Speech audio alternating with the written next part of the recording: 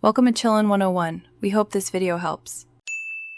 You begin by connecting your iPhone to the computer and opening Finder or iTunes. Make sure you have the encrypted backup password if used. This unlocks saved passwords and health data. Once done, select your device, then choose Restore Backup.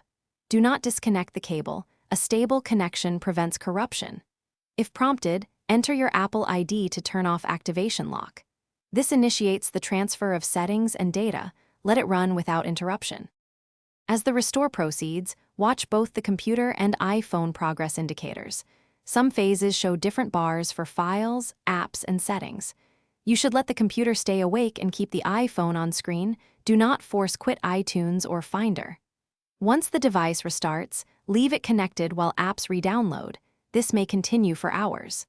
If the process appears stuck, record any error messages, then reboot both devices and try the same restore again to pick up where it left off. When the restore finishes, follow on-screen prompts to finish setup and sign back into your Apple ID. This re-enables iCloud, FaceTime, and iMessage. Make sure critical items, contacts, photos, health, are present. If app data is missing, confirm the backup was encrypted.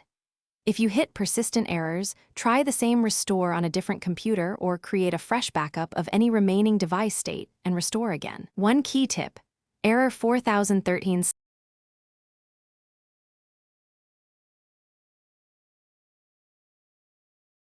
Thanks for watching. Consider subscribing if we helped you.